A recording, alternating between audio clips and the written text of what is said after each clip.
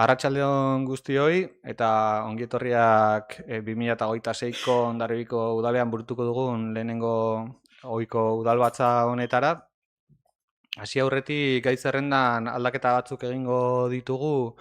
Asteartean burutu genuen bozeramaile batzordean adostu genuen bezala, izan ere bi mozio sartu dira eta gai zerrendan txertatuko ditugu bi mozio horiek. Bosgarren puntuan jorratuko dugu urgentzias pediatrikaz Bidasoa elkarteak Bidasoako ospitaleko larrialdi pediatrikoaren inguruan aurkezturiko mozioa, eta seigarren puntu bezala EAJ-PNV udaltaldeak udal kiroldegiaren kuoten itzulketa proportzionala eskatzeko mozioa, zerbitzuen erabilgarritasun ezagatik. Bozkatu egin behar dugu gai zerrendaren aldaketa hau, eta ongi iruditzen bazaizue bi puntu hauek txertatzearen aldeko bozkak. Hau batez onartuta, helduko diogu gai zerrendari. Beste kasu batzuetan egin ohi dugun bezala, herri eragile batek mozio bat aurkezten duenean, lehenengo puntura pasatzen dugu, beraz, bosgarren puntu bezala bozkatu berri dugun mozio hori hasieran, udalbatzaren hasieran tratatuko dugu, eta beraiek hemen direla, urgentzias pediatrikaz Bidasoa elkarteak Bidasoako ospitaleko larrialdi pediatrikoaren inguruan aurkezturiko mozioa defendatzeko Taniari hitz ematea eskatuko nuke, mesedez. Eskerrik asko, Tania. Arratsaldeon, alkatea, zinegotziak eta etorri zareten guztioi. Urgentzias pediatrikaz Bidasoa elkartearen izenean hitz egitera nator gaur. Bidasoako haur eta familien izenean. Gure helburua oso sinplea da. Gure seme-alabek behar duten osasun arreta, duina eta seguru berreskuratzea. Comparecemos hoy aquí porque llevamos más de 9 meses sin urgencias pediátricas en el Hospital Comarcal Bidasoa. 9 meses en las que las familias de Hondarribia también están afectadas, además de Irún y Borchiriac, y tenemos que desplazarnos desde fuera de la comarca cada vez que un niño se pone malo por la noche. Tiene fiebre alta, una caída o un accidente. Durante 36 años, el hospital atendió a más de 360.000 urgencias pediátricas, derivando solo un 0,8 al hospital de Donosti. Hablamos de unas cifras importantes para de una noche a la mañana retirar completamente un servicio. Hoy se deriva todo. No es razonable, ni seguro, ni justo. Se nos dijo que el cierre de las urgencias hospitalarias iba a ir acompañado de una mejora de una atención primaria pediátrica, pero la realidad es la contraria. Se ha pasado de 12 a 11 pediatras en la comarca. Hay reducciones de jornada sin cubrir. Muchos niños siguen incluso sin pediatras asignados. El horario de 8 a 5 no se cumple de ninguna manera de forma estable. En las urgencias de Irún Centro no ha habido pediatra ningún día desde el cierre del hospital. Además, hay una contradicción muy grave. La podéis ver, es pública. En la web de Osakidetza todavía se afirma que a partir de las 3 se atienden urgencias pediátricas en el Hospital del Bidasoa, cuando ya podéis correr al hospital de Donosti porque no hay nadie. Esto genera una confusión, inseguridad y pone en riesgo a las familias. También queremos desmontar un argumento que se nos ha repetido en muchos medios. Como no hay partos en el hospital, no hace falta urgencias pediátricas. No tiene ninguna base sanitaria porque la obstetricia atiende partos. Partos que durante 36 años que lleva el hospital abierto se atendían en el hospital de Donostia San Sebastián. Las urgencias pediátricas atienden a los niños que se hayan accidentado o que estén enfermos. Por lo cual, decir que se quita un hospital porque ya no hay partos, cuando nunca los ha habido, no tiene argumento. Los niños siguen enfermando y siguen teniendo accidentes. No es un problema técnico, es un problema político. Se han tomado decisiones sin pensar en las consecuencias reales para las familias. Más de 20.000 menores de la comarca se han quedado sin un servicio esencial. Vulnera el principio de equidad en el acceso a la sanidad pública. Por eso pedimos a este ayuntamiento algo muy concreto, que se posicione, que no mire hacia otro lado, que defienda a sus vecinos y vecinas y que no pedimos un privilegio. Pedimos solo recuperar un servicio que ya existía, que funcionaba y que salvaba tiempo, en urgencias y en vidas. Por ello, mediante la siguiente aprobación, os leo la parte resolutiva, que es la que queremos desde Urgencias Pediátricas que se apruebe o se acuerde. Primero, instalar al Departamento de Salud de Gobierno Vasco y Osakidetza a la reapertura inmediata del servicio de urgencias pediátricas del Hospital Bidasoa, con los recursos humanos y materiales suficientes para garantizar una atención continua las 24 horas del día, los 365 días del año. Segundo, instar al Departamento de Salud del Gobierno Vasco y a Osakidetza a adoptar de manera urgente medidas efectivas que garanticen la correcta asignación de pediatras a todos los niños, niñas y adolescentes, con una disponibilidad real y accesible en las citas de atención primaria pediátrica, con la cobertura inmediata de todas las plazas vacantes de pediatría, así como el resto de profesionales que también necesitan los niños, traumatólogos, psicólogos, psiquiatras y tantas especialidades como las que ustedes son conocedores. Por tercer punto, dar traslado a este acuerdo al Departamento de Salud de Gobierno Vasco, a la Dirección de Osakidetza y a la Dirección del Hospital Comarcal del Bidasoa y a todos los ayuntamientos de los municipios de la comarca. Hondarribiako udalari eskatzen diogu ez dadila isilik geratu. Gure aurrek merezi dute osasun artea segurua, hurbila eta duina. Gaur, bozkatzen duzuena ez da paper bat. Familien lasaitasuna da eta aurren segurtasuna da. Eskerrik asko. Eskerrik asko Urgencias Pediátricas Bidasoa elkarteko kide bezala zuritania, eta orain udaltaldei balorazio ronda bat egitea eskatuko diogu, nahi bada norbaitek. Ahotsatzen izenean, mesedez, Aitzol. Bai, arratsaldeon eta lehenik eta behin eskerrik asko Urgencias Pediátricas Bidasoa elkarteari mozioa udalbatza hontara ekartzatik, eta aipatu lehenik eta behin ahotsan hitzetik gure egiten ditugula elkartearen aldarrikapenak.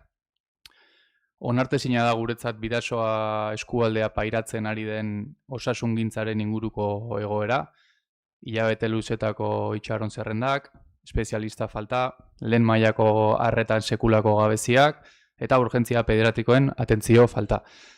Duela hilabete batzuk emandako mobilizazioen harira, Eusko Jaurlaritzako osasun sailak jakinarazi zuen Bidasoa eskualdeko gizartearen zati handi baten aldarrikapenei erantzuteko neurriak hartuko zirela.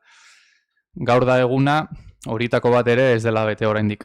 Larrialdi pediatriko hori gabe jarraitzen dugu, lehen mailako arreta pediatrikoa indartu gabe jarraitzen dugu, eta egoera guzti hau esan genezake onartezina dela.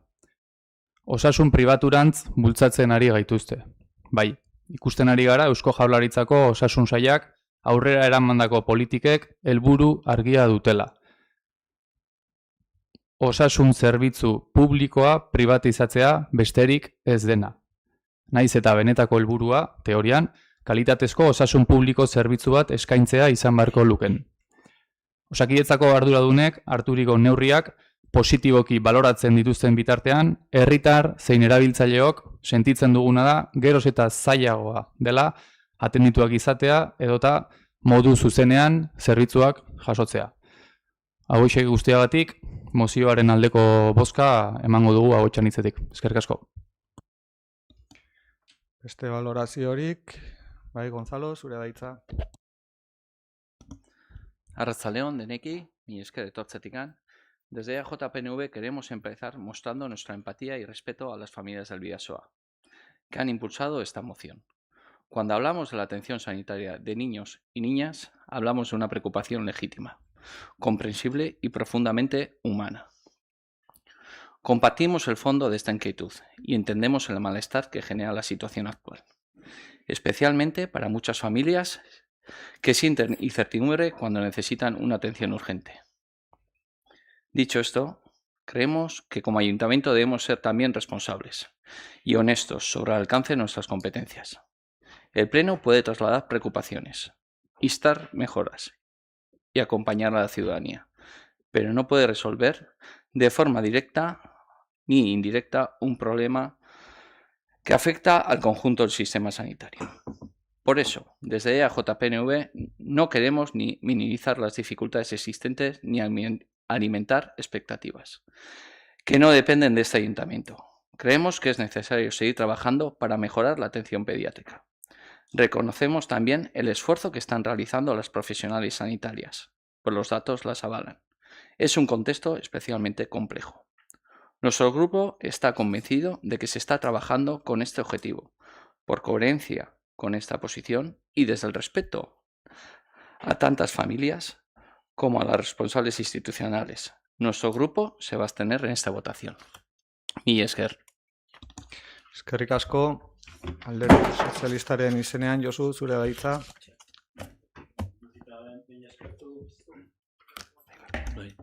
Eskertu taldeari mozio ekartzeagatik. Badirudi, gure objektiboa beti izan da sanidade publikoa, eta horren inguruan da propuesta hau, eta gure botoa altuko izango da.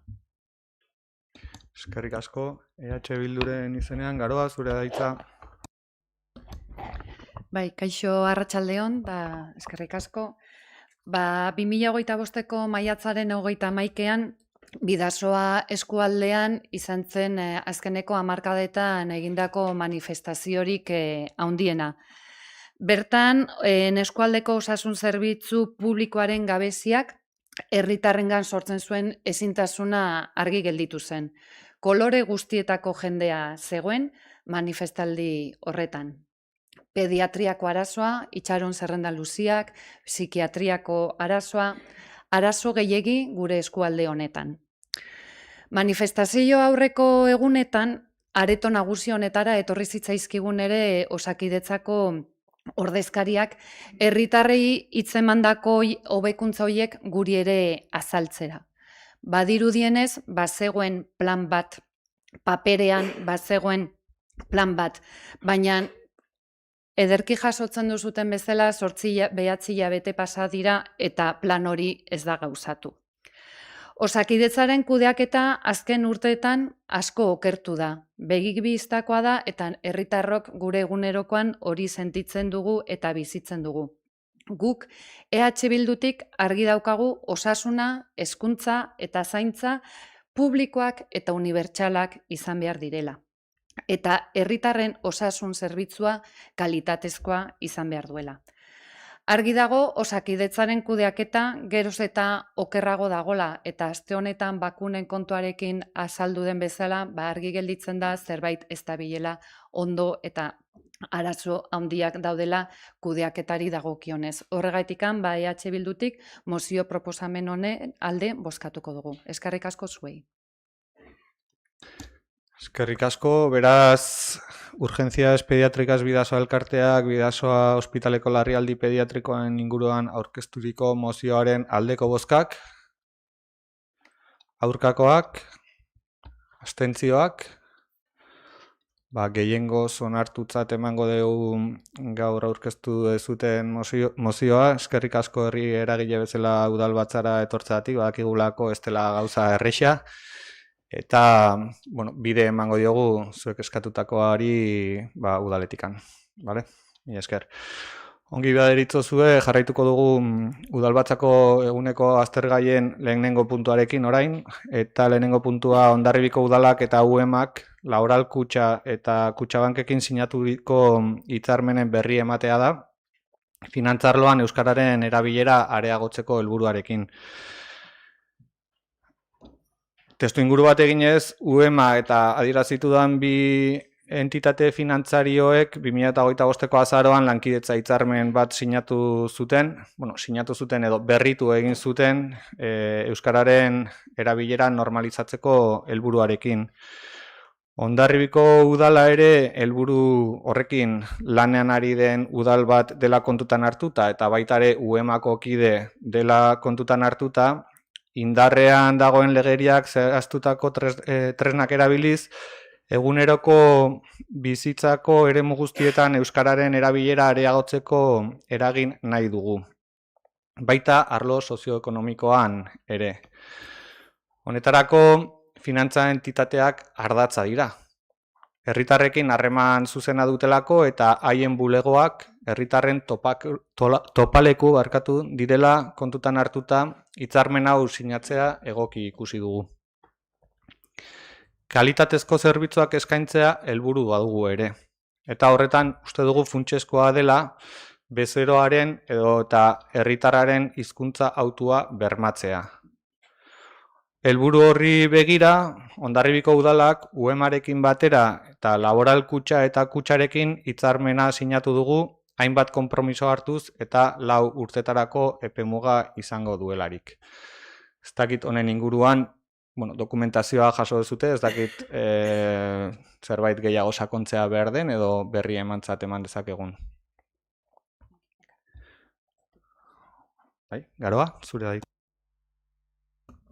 Bai, honekin lotuta, azken finean sinatu, ez? Sinaketa hori dago, baina herritarrak ezinbestekoak garela sinatzen den hori benetan gauzatzen den jakiteko, orduan eskaera bat hemendikan, hizkuntzen inguruko urraketa bat gertatzen baldin bada, kexa hori udalean formalizatzeko, guk gero dagokion lanketa egiteko, hori bakarrikan. Eskerrik asko. Ongi da, lehenengo puntua berri eman da, bigarren puntura pasako gara, Hondarribiko hosteleritza establezimenduetako terrazak arautzen dituen ordenantzaren behin betiko onarpen proposamenari dagokiona, estitxuri emango diotitza mesedez? Eskerrik asko Igor, arratsaldeon guztioi. Aipatzen duzun bezala, oraingoan dakarguna da Hondarribiko hosteleritza establezimenduen terrazak behin betiko arautuko dituen dokumentuaren onartze proposamena. Eta esango nuke batik bat ordenantza honek bilatzen duna dela alde batetik babes juridikoa ematea sektoreari, babes juridikoa ematea udalari berari, eta aldi berean bizilagunei ere jasaten duten presioa neurri batean arintzea. Kontziente izan da, lortzen baldin badugu, ez dela dena konponduko honekin, baina behintzat badela bidea egiteko lehenengo pausua, ez?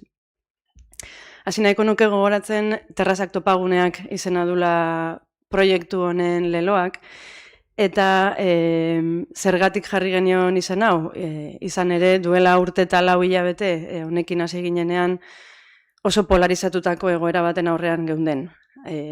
Ostalari eta herritarren artean distantzia handia zegoen eta denok jabetuta geunden arau honek babes maila importantea behar zuela eta ez zirela baldintzak ematen beraien arteko dialogo bat emateko.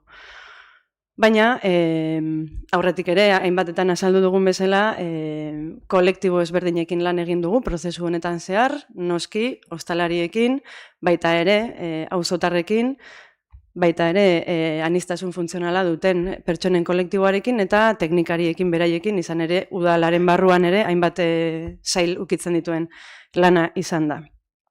Eta haiekin egindako lehenengo saioan banakako saioak izan ziren, baina guztietan errepikatu zen ideia berdina. Guztiek onartzen zuten terrazak sozializatzeko eremuak zirela. Eta iruditu zitzaigun kontzeptu eraikigarri eta positiboa zela lanean hasteko. Eta horregatik jarri genion izen hau, ez? Terrazak topaguneak, eta hori izan da prozesu guztian eduki dugun begirada.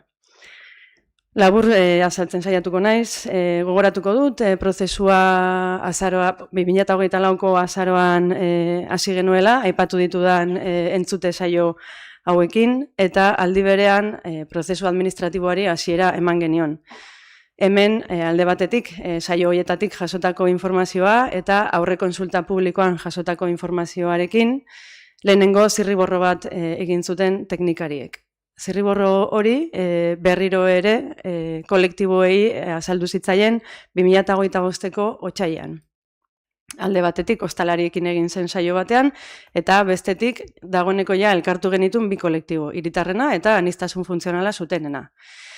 Eta saio horiek ez ziren errasak izan, baina bai oso emankorrak. Izan ere hortik lortu genuen oso ondo identifikatzea testu horrek non zituen korapilo nagusienak, eta izan ziren alde batetik fatxadatik 2 metro aldentzearen orden ministerialaren behar hori, bestetik izan zen terrazaren mobiliario guztia establezimendu barruan gordetzearen bete beharra, 3. korapilo nagusia izan zen estufarena, kalefakzioarena, eta azkena izan zen ordutegiena. Eta horretaz aparte, lortu genuen bilatzen ari ginena, zela, bai ostalariek eta bai herritarren multzoak adierazi zuten bestearekin hitz egiteko nahia. Hau da, dialogorako prest agertu ziren guztiak. Eta esan genuen, perfecto, orain bai gaude lanketari benetan ekiteko moduan. Beraz, martxoan, 3. saio bat antolatu genuen, eta honi ja mugikortasun mailaren testuingurua eman genien, eragile guztiak elkartu genituen, baita ere mugikortasun mailan ohikoak diren gainontzeko eragileak ere. Eta, saio horretan, 4 korapilo hauetaz hitz egin zen. Aktak jasota daude, aktak zintzilik daude, eta gutxi gora bera maiatzetik daude hor, izan ere maiatzean eman zitzaion hasierako onarpena dokumentu horri. Irakurriko dizkizuet akta horretako 3 pasarte ulertzeko ze aldaketa egin ziren parte hartze hori eta gero. Lehenengo pasarteak esaten du, alde batetik parte hartu duten talde eta pertsona guztiek ondorioztatu dute ez dela onargarria, itxuek edo gurpilaulkian daudenek terrazak duten kokapenaren arabera aukeratu behar izatea ibilbidea. Aktak jasotzen du ere, espaloi estuetan terrazak dituzten ia kasu guztiek oinezkoentzako espazio zabalagoan mahaiak jartzeko aukera ere badutela aipatu da. Eta aukerarik ez dagoenean, kasu puntualak izanik, pertsona batzuek, aparkalekuek oinezkoentzako gune bihurtzea proposatu dute, bertan terrazak jartzeko. Honek, zalantzak sortu ditu zenbait parte hartzaileren artean. Garrantzitsua iruditzen baitzaie, aparkaleku plazak ez murriztea. Eta ondorioztatu dute, azterketa bat egin beharko litzatekela. Ildo honetatik jarraitzen, jasotzen da ere aktan, oinezkoentzako kaleetan edo espaloi zabalak dituzten kaleetan, altzariak 2 metroz aldentzeak fatxadari itxatxitako altzariekin neurri berean ematen ez diren beste arazo batzuk sor litzatekeela. Hala nola, zutik dauden pertsonak bilatzea edo norabide gurutzatuetan joan etorriak egitea. Baina, beste ahots batzuk diote, gaur egungo egoera baino egokiagoa izango zela. Eta azkenik honi atxikitzen diote, nahikoa leku egon daiteke oinezkoentzako ibilbide irisgarriak ezartzeko eta markatzeko. Fatxadatik bereizita zoru podotaktilarekin, zoru podotaktila ezarriz.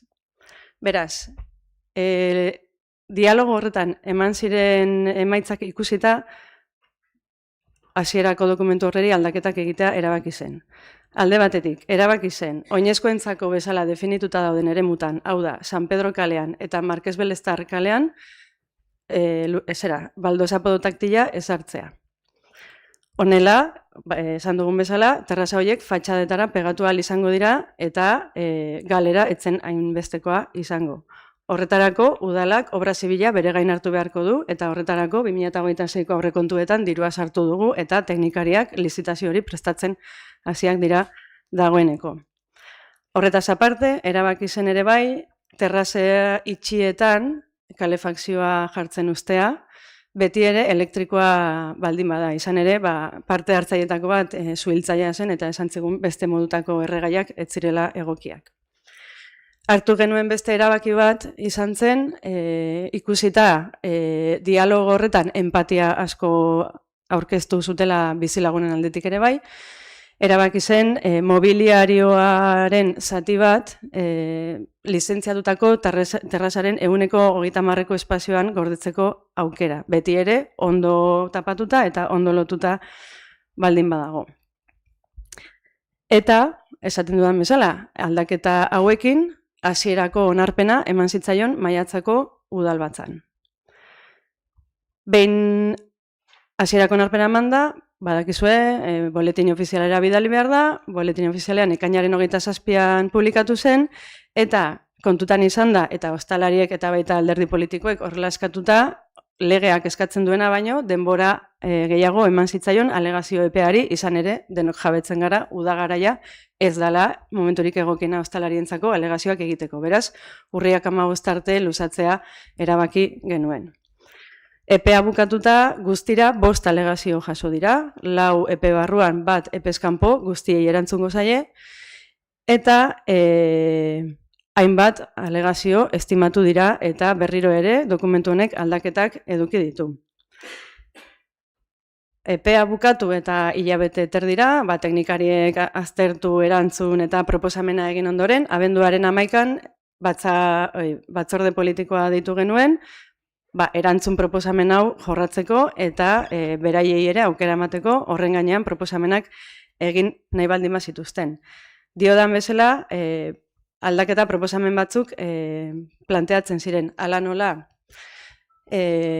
maien tamainaren inguruan hasierako dokumentuak tamaina bakarra aurreikusten zuen eta estimatutako alegazio bati esker tamaina txikiagoko beste modulo bat sartzea aurreikusi zen. Baita ere estimatutako alegazio bati esker diru laguntza lerro bat ateratzea onartu da, terraza hauetara egokitzeko gastuak nolabait laguntzeko. Eta azkenik onartu da ere bai, aulki egoeran dauden pertsonentzako irisgarritasun horretan laguntzeko, terrazek mai altukoak baldin badira, minimo mai bat bajua eduki beharko dute eta identifikatuta egon beharko dira lehentasuna dutela aulki egoeran dauden pertsona horiek. Beraz, aldaketa horiek jaso ziren edo proposatzen genuen aldaketa horiek jasotzea. Eta horrela beste batzorde bat deitu genuen urtarrilaren 8an. Honetarako alderdi politikoek eskatu ziguten planoak eta bar eramatea, kasuan kasu aztertzeko. Urtarrilaren 8ko batzorde horretan jaso genuen proposamena edo jaso genituen proposamenak izan ziren aparkalekuak terrazetara bideratzea, horreri erantzun zitzaion etzela izango lanketa honetan hartu beharko zen erabaki bat, baizik eta martxan zegoen hiri osoko aparkalekuaren erregulazioaren baitan hartuko genuen erabakia izango zela. Irakurri dizuet mugikortasun mailaren aktan adierazi zena, azterketa bat egitearena, eta beraz horrela bideratuko dugu, ez diogu atea itxi, baizik eta iruditzen zaigu denon artean erabaki behar dugun gauza bat dela. Eta eskatu zitzaigun ere bai prozedura atzeratzea eta horreri argi genuen ez geniola gehiago atzeratuko izan ere berandugoaz.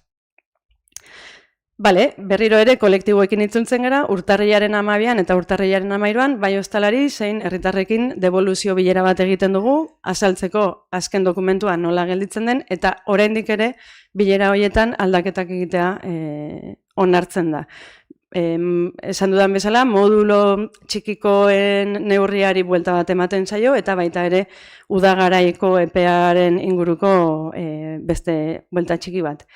Eta dokumentu honi ematen zaion azken aldaketa batzordean da, urtarrilaren 15ean, oposiziko alderdiek eskatuta, azken xedapen bat sartzeko, zeinetan alkate dekretuz sustantzialak ez diren aldaketak egitea proposatzen den.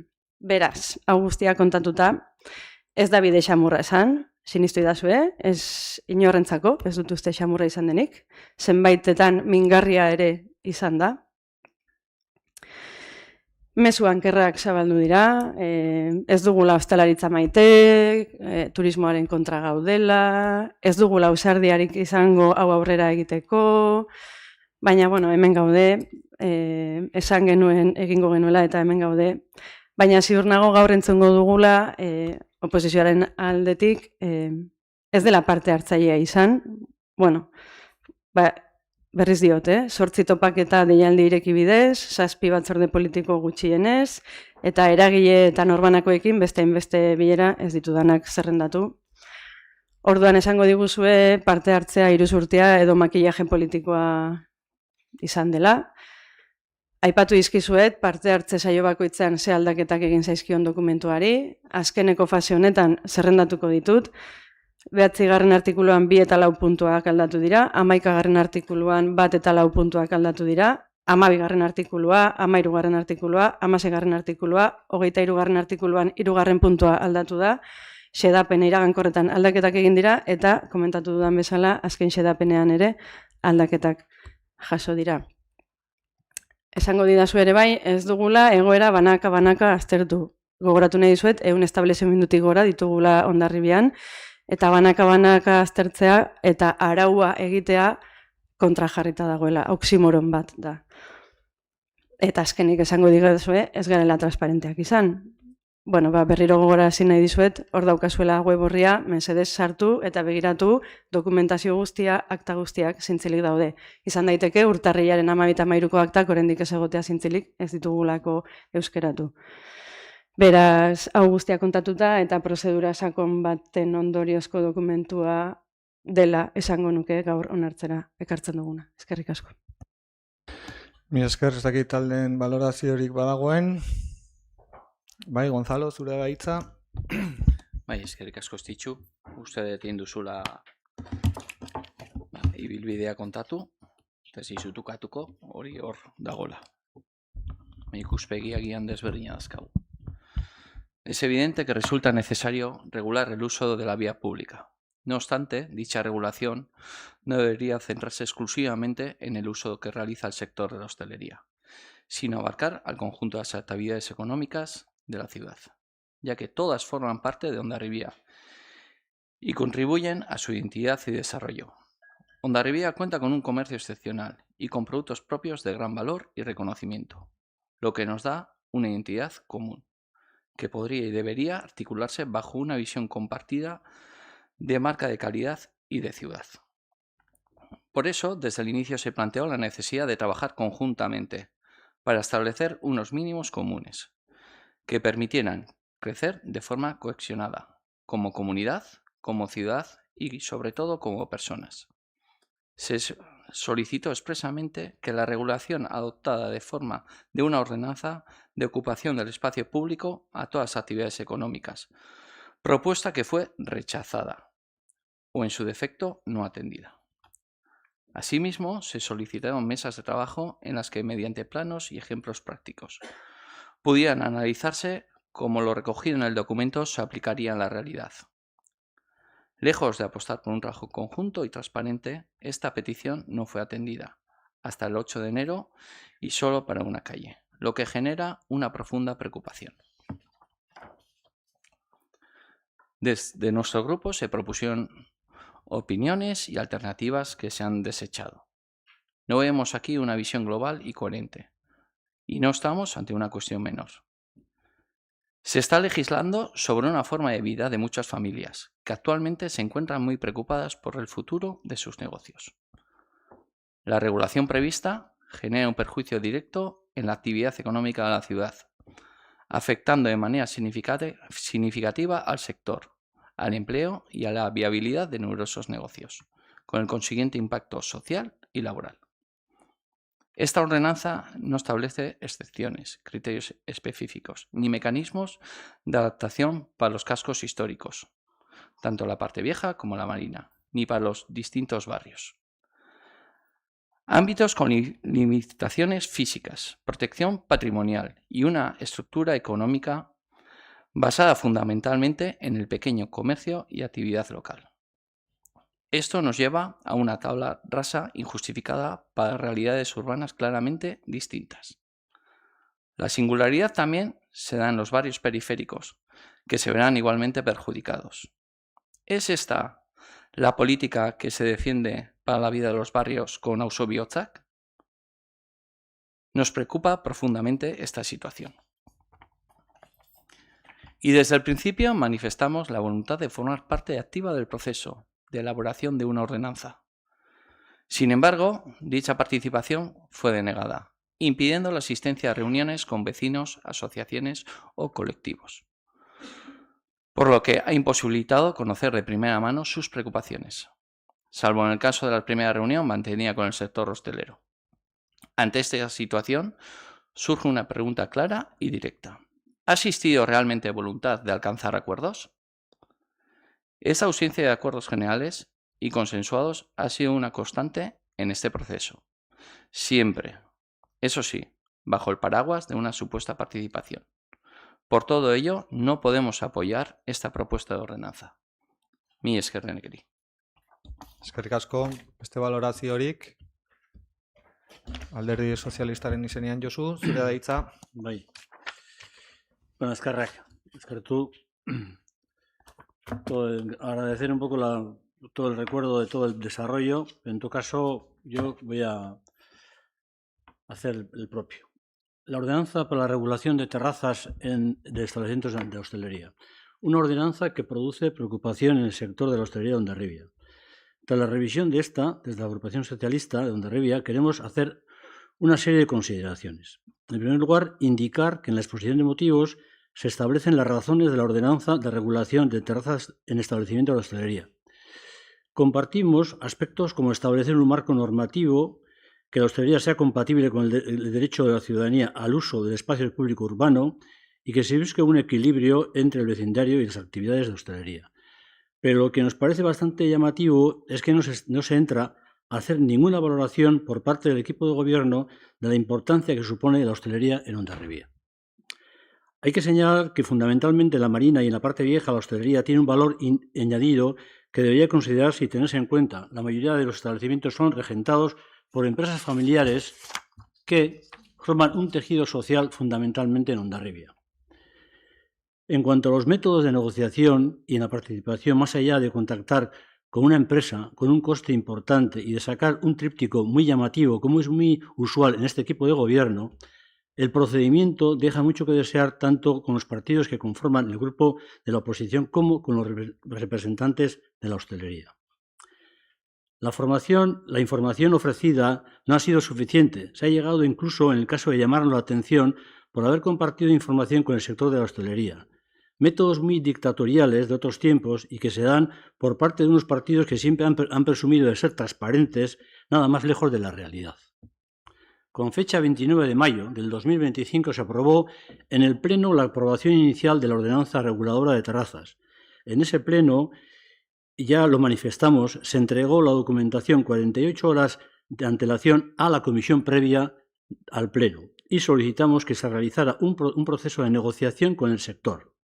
Con fecha 11 de diciembre se nos entrega el borrador en principio definitivo, además de diferentes alegaciones, realizadas principalmente por la Asociación de Hostelería, con diferentes propuestas que no estaban contempladas en la aprobación inicial. En la ordenanza se contempla desde una aplicación estricta de las normas, pasando por la modificación de la calle San Pedro, del Paseo Butrón, como zonas especiales, dándole un carácter diferenciador del resto de la Marina y la parte vieja. En esa reunión del día 11 de diciembre de 2025, se trataron los temas relacionados con lo que se denomina zonas especiales y su aplicación en una parte de la Marina. En esa reunión mostramos nuestra preocupación con la situación que los establecimientos de la calle Zuloaga y Machín Artzu, además de otras zonas como la parte vieja, por su singularidad. También se vio la posibilidad de que se pueda utilizar algunos aparcamientos como zonas de terrazas y evitar su eliminación. Se solicitó que el día 8 de enero pudiéramos realizar sobre el terreno la situación de los establecimientos caso por caso. El Grupo Socialista decidió compartir con la Asociación de Hostelería la información del borrador, cuestión que nos parece lo más normal, ya que se trata del sector más afectado, cuando, para nuestra sorpresa, por parte del equipo de gobierno se nos trató de desleales por compartir la información con los hosteleros. Lamentamos este tipo de prácticas inquisitoriales de tiempos viejos y que tienen de grupos que nos quieren demostrar que son transparentes. En la reunión del día 8 de enero, el equipo de gobierno nos presenta la propuesta definitiva con un plano de la calle Zuloaga Machín Artzu y nos indica que en el pleno del 29 de enero, fecha definitiva, y que el día 12 el equipo de gobierno tendrá una reunión con la Asociación de Hostelería para debatir últimamente la propuesta, y el día 13 con los vecinos. En la vista de los hechos, teniendo en cuenta lo ocurrido en estos 2 últimos meses y que la aprobación inicial fue en mayo del 25 y se ha trabajado de forma más intensa la ordenanza con modificaciones importantes, a esa estabilidad se lleva a otros acuerdos. Solicitamos que hubiera una prórroga razonable, algo que también ha solicitado la Asociación de Hostelería, al fin de trabajar aquellas zonas que se ven más perjudicadas en la propia ordenanza y teniendo presente las modificaciones ya realizadas y las diferentes propuestas planteadas consecuencia de los debates en la comisión y en el sector. Por otra parte, consideramos necesario que la zona especial sea considerada ampliando al resto de la Marina y a la parte vieja. De esta forma establecer los tratamientos singulares pormenorizados en cada caso. La posibilidad también de estudiar la reubicación del mobiliario municipal si son necesarios para facilitar la aplicación de las ordenanzas. los tamaños de las mesas, con el fin de aprovechar los espacios y mantener los espacios en los peatones e incluso utilizar aparcamientos y mantener los niveles de terrazas en aquellos sitios donde la acera sea estrecha, favoreciendo el empleo en el sector. El Grupo Socialista solicitó que antes de finalizar el mes y antes del Pleno se nos presentara un plano con los espacios que corresponde a cada establecimiento y poder valorar mejor la aplicación de la ordenanza. La contestación fue negativa y se nos contestó que se dará en la medida en que cada establecimiento solicite una licencia de aplicación de las mesas y sillas. Nuevamente consideramos esta posición como poco colaboradora con el sector.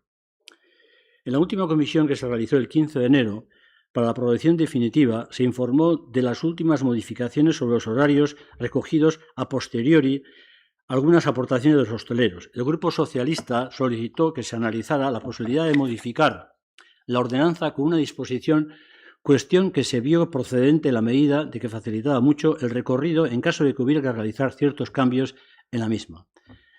Una ciudad amable requiere espacios donde el ciudadano pueda disfrutar socializando. Hondarribia se visita y se disfruta de gran parte por su calidad gastronómica y, entre otras cosas, donde este sector genera puestos de trabajo directos e indirectos y donde el desarrollo de los productos de kilómetro cero también juega un papel importante.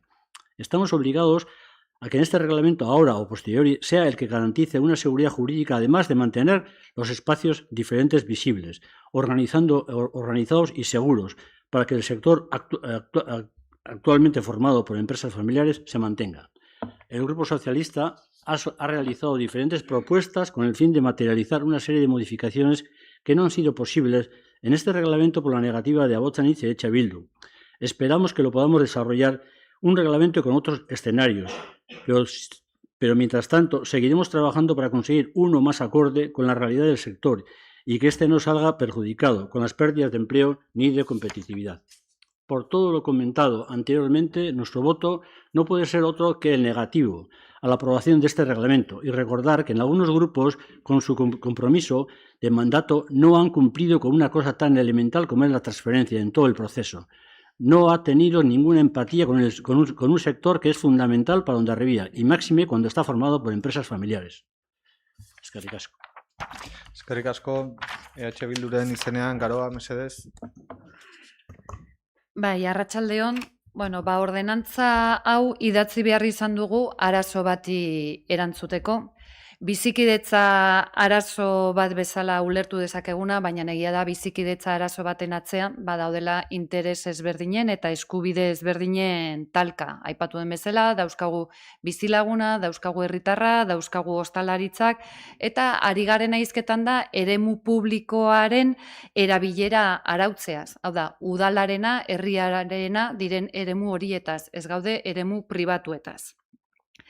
Gogoratu behar dugu ere, gatazka hau, arazo hau, etzelatzo hasi, ez oain dela 6 hilabete, baizik eta arazo hau aspaldi hasi zela, egia da pandemiak bere eragina izan duela, baina gogoratu behar duguna da, Hondarribiak daukan herritar biztanle tamainarekin eta ostalaritzak, turismoak duen garrantziarekin ez daukala terrazen ordenantzarik.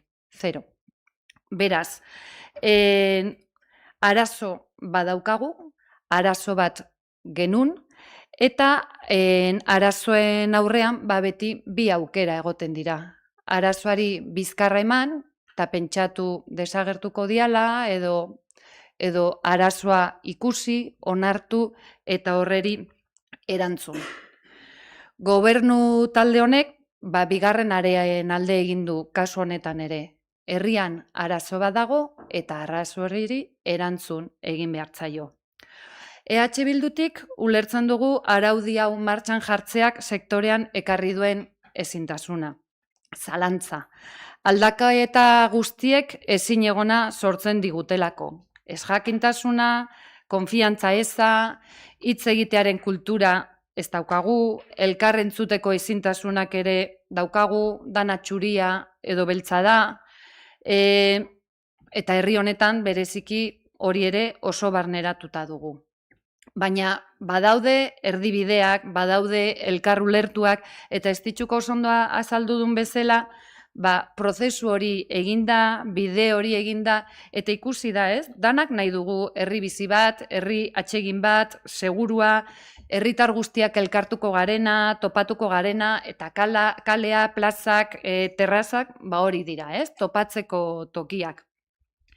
Eta topagune horiek alde guztien nahiak kontutan hartzen arautu behar direla ulertzen dugu guk. Azaldu den bezala, ordenantza hau hitz egiten du estufetaz, telebista jarri daitezken, ezin daitezken, toldoen alturak, maien tamainak, terrazetan egongo diren kartelak edo menuak ze hizkuntzetan egon behar diren, edota terrazak non jarri daitezken edo nola jaso behar diren. Eta argi dago, kezka handiena sortu duena da, terrazak fatxadatik 2 metrotara egon behar direla, arau batek hala diolako. Eta gurean, ohituraz, terraza asko fatxadari pegatuta jarri izan dire. Aipatu den bezala, arau bat dago, hori bete behar da, baina udalak ere bere aldetikan nik uste dut, danak argi daukagula eta denak bat egiten degula, gure herriaren funtzionatzeko modua, gure taberna, gure poteoa, gure gunea, eragiten dion ordenantza bat dela, eta horregaitikan topatu direla ere alternatibak, eta horregaitikan ez dago hau onartuta, baina lanketan ja ikusi da, eta 2026ko aurrekontuetan ja udala jarri du aurrekontu bat eta proiektu bat San Pedro kalean podotaktila jarri alizateko alde batetik besterainoan eta orduan 2 metroko behar hori ez betetzeko. Orduan, hortikan adierazi nahi duguna da, zailtasunak argi daudela, espero dugula bestelako alternatibak ere topatuko direla, baina behinta berriz esaten degula, hemen onerainon eta egoera onerainon iritsi gara ez dagoelako ordenantzarik egon gure herrian. Herri askotan pandemiaren garaian egintzen horrelako espantsio bat eta baliabidea jarri ziren, baina gero behin pandemia bukatu zenean dena juntziren bere onera esateko, baina gure herrian ez da horrelakorik gertatu araurik gabe daramagulako 2026 urte arte. Orduan gaur bozkatzera ekartzen dugun ordenantza maiatzean onartu zen lehenengo borradore horri, hortikan ez dituk esan duen bezala prozesu parte hartzaile horren ondorioz aldaketa pila bat egin zaizkio alderdi guztien ekarpenekin, eta hemen aipatu nahiko nukena, seguru da, ez dela norbaiten eta batzuen gustokoa izango, baina ordenantzaren asmoa eta ideia da herritar guztien nahiak ere kontutan hartzea. Eta bukatzeko aipatu, azkenean 2026an Hondarbilak terrazen lehenengo ordenantza izango dula. Hondarribia 21. mendera ekarriko dugula eta hasieran esan dudan bezala arazoei aurrez begiratzen dion udal gobernu bat garelako. Eta kasu honetan publikoki eskertu nahiko nuke proiektu aurrera eramateko zinegotzi arduradunak, estitxuk eta udalteknikariek egindako lana benetan etzagon ezer araututa, eta zerbait arautzen hasten garenean, normala da zailtasunak eta ezintasunak sortzea, baina ez dena normala da 2026an Hondarbilak ordenantzarikan ez eukitzia. Eta orduan, hori da, egin deguna, beste herritan daude 2. 3. 4. guk edukiko dugu lehenengoa. Hobetzeko egongo da noski, baina behintzat badaukagu arau bat, badaukagu segurtasun bat, eta hortikan joango gara eraikitzen. Beraz, gure bozka aldekoa izango da. Eskerrik asko, ez dakit beste erantzunik edo bai? Bai, ez ditxu zure da? Bai, bi gauzatxo...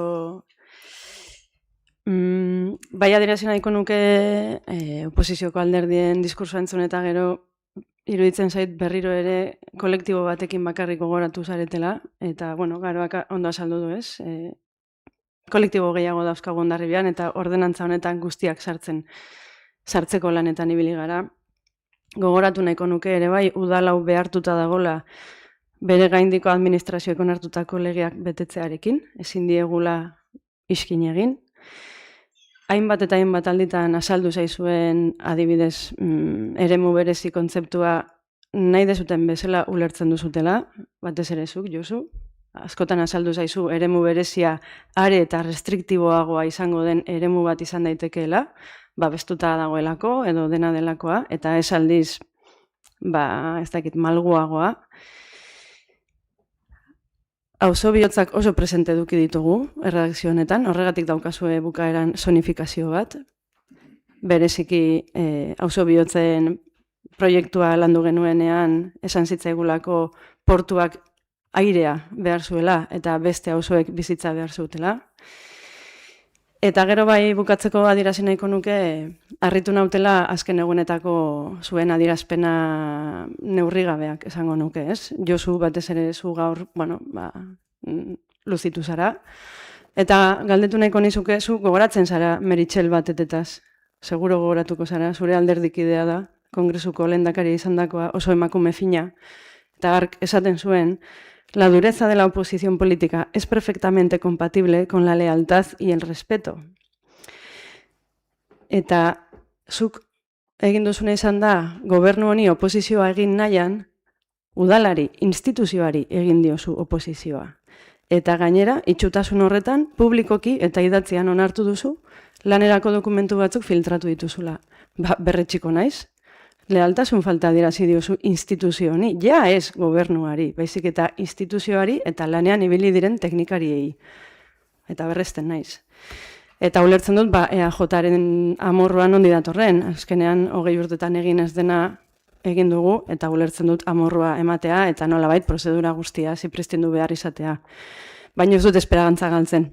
Badakizue gure konpromisoa beti izan dela gorrotoaren aurrean maitasunarekin erantzutea, badakit horreri ere barri egiten diozula, barri egiten diozue, eta orduan ez dut esperantza galtzen, Maria. Badakit, egunen batean, oposizio duin eta zintzoa egiten hasiko zaretela.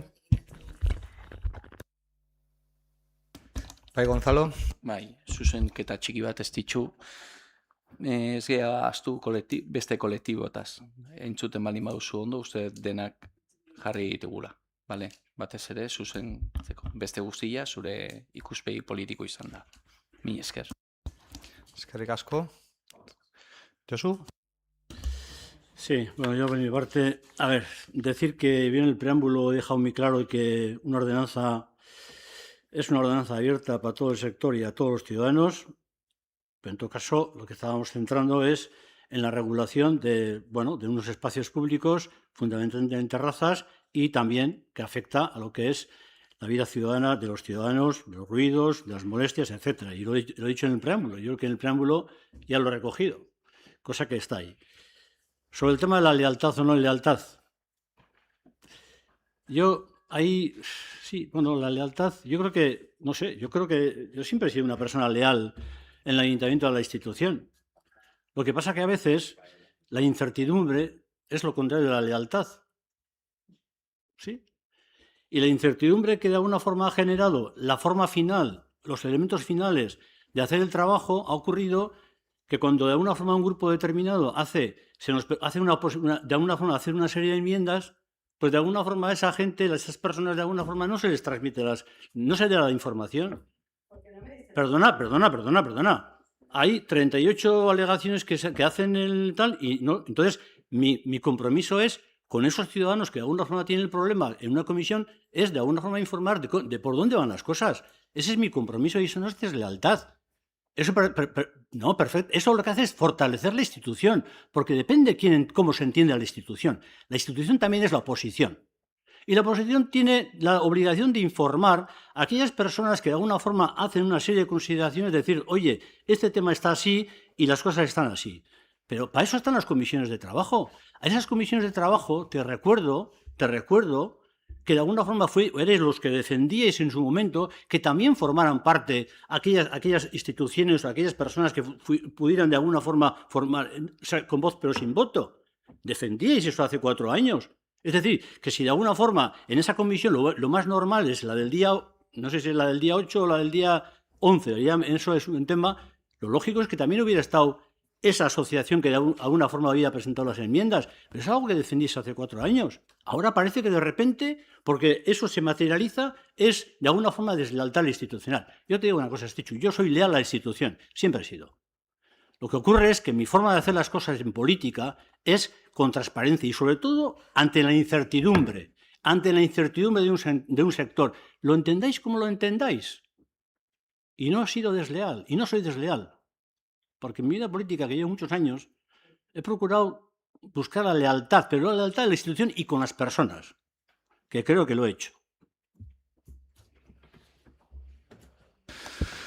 Osondo, bigarren puntua Hondarribiko hosteleritza establezimenduetako terratzak arautzen dituen ordenantzaren behin betiko onarpenaren aldeko bozkak,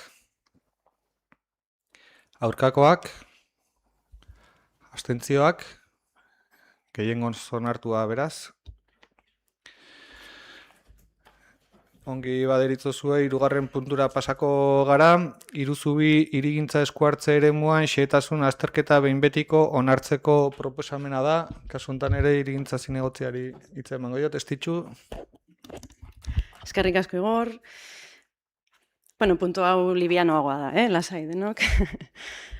Kasu honetan, Mendelo auzoko Iruzubi exekuzio unitateko 11 puntu bat partzelari dagokion xehetasun azterketa behin betiko onartzera dakargu.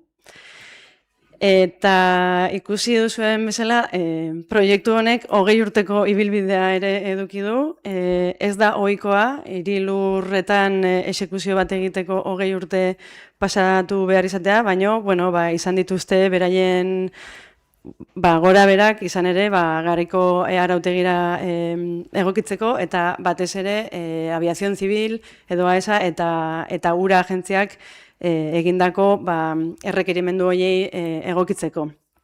Berez, xehetasun azterketa hau 5 aldiz aldatu beharra izan dute eta azkenean 2025ko maiatzan eta iraian jaso ziren bai aviazion zibil eta baita ura agentziako aldeko txostenak. Beraz, hau ikusita, udal arkitektu Andreak hasierako onarpenerako aldeko txostena egin zion, dekretuz onartu zen, jendaurrean egondu da, alegazio epea eduki du, ez du inolako alegaziorik jaso epe horretan, eta beraz, idazkari jaunaren txostena ikusita, berriro ere, udal arkitektu Andreak behin betiko onartzeko aldeko txostena egin du, eta hori da, udal batza honetara onartzera dakarguna. Eskerrik asko, ez dakit zalantzarik baloraziorik egin nahi den. Bai, Josu. Bueno, a mí el proyecto me parece interesante, pues porque de alguna forma, al fin y al cabo, consolida una zona, yo creo que es importante. Yo simplemente, ya lo dije en la comisión, entiendo que siguiendo las políticas que hemos estado marcando, cuando se hable de los porcentajes que el ayuntamiento tiene que utilizar, que es el 15% del proyecto urbanístico, procuremos que ese aprovechamiento se traduzca en un par de viviendas, sobre todo para que de alguna forma reforzamos lo que es la eficiencia habitacional. Y eso es lo que lo dije en la comisión, e insisto, yo estoy de acuerdo con el proyecto, pero estoy en el sentido de que de alguna forma todos los aprovechamientos urbanísticos los utilicemos para que el ayuntamiento tenga viviendas, para que de alguna forma, en fin, ya sabemos cómo están las cosas, desgraciadamente, y de alguna forma podamos tener vivienda para poder darlas, por lo menos facilitar que las personas puedan vivir en ellas. Eskerrik asko.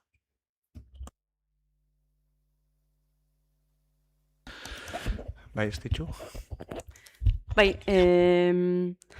Josu, zehona eta zenbat posten hauen, behingoz, ados egon garela biok, espezian jasotzeko 15% hori. Besterik gabe argitu nahiko nuke, dokumentu hau onartzen dugun, edo onartuko den dokumentu hau, plangintza dokumentua dela, eta horrez dela zesiorik negoziatzen, komila artean, hori baimenarekin batera likidatzen dela, eta hainbeste kritikatu, baina egin dugun moduan orain arte, espezian jasotzeko lanketak egingo ditugula. Zindagizut. Iruzubi hirigintza eskuartze eremuan xehetasun azterketa behin betiko onartzearen aldeko bozkak. Hau batez onartua. Laugarren puntua aztertuko dugu orain EH Bildu udaltaldeko Koldobika Rodríguez Akarregi jaunak zinegotzi kargua uzteko aurkezturiko idatzia da. Kasu honetan, esan beharra dut, aurretik alaitzek ere egin bezala, kasu honetan Koldok, gure kide izan den Koldok ere, arrazoi profesionalak eta pertsonalak direla medio, uko egin duela bere zinegotzi karguari, eta gaur hemen egotekoa zen, baina arrazoi horiek direla medio ere, ezin du bertan egon ahal izan, eta alde horretatik, jakinaraztea besterik ez dut, uko egin duen bezala, tramitazio bat ere martxan jarria dagoela bere kargua ordezkatzeko, eta datozen ez dakit datorren hilabeterako iritsiko den, edo behintzat ahalik eta lasterren ulertzen dut beste kargu hartze bat izango dugula Koldoren lekua betetzeko. Nire aldetik bai adierazi nahiko nioke berari, eta hemen ez dago helarik ere, eskatuko dut helaraztea mesedez, alkate bezala nire eskerrona adierazi nahi dudala, Hondarribian bizi zen pertsona batek herriarekiko erakutsitako atxikimendu eta konpromisoarengatik hemen gauden 17 udal ordezkariak gure iritzia eta gure lanketa egiten dugula ulertzen dudalako ahalik eta hoberen eta Hondarribiko herriaren alde. Beraz, nire eskerrona eta errekonozimendua bertan jasotzea nahiko nuke.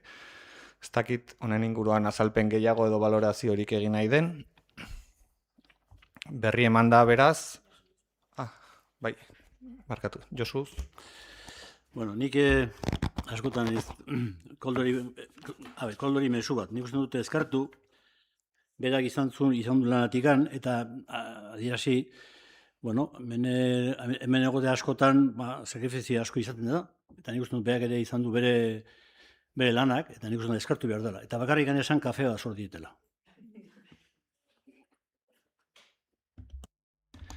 Euskaldunek ohitura dugunez hitza betetzekoa, ziur nago beteko dula berak ere bere hitza.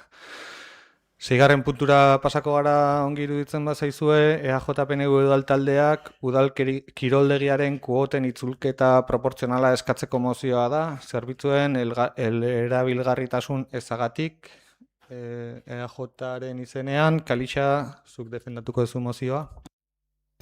Eskerrik asko, alkate jauna, arratsaldeon guztioi. Bai, udal kiroldegiko kuoten itzulketa proportzionala egiteko mozioa aurkeztu dugu, zerbitzua ez egoteagatik. 2025ko urtarrilaren 31an sute bat gertatu zen Hondartza kiroldegiko saunaren eremuan. Urtebete igar ondoren obrak oraindik ez dira hasi eta erabiltzaileek kuota bera ordaintzen jarraitzen dute. Zerbitzu gutxiago jasota.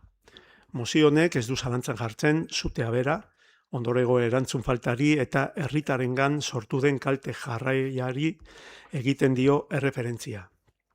12 hilabetez ez da premiazko prozedurarik aplikatu, ez da irtenbide eraginkorrik eman ere.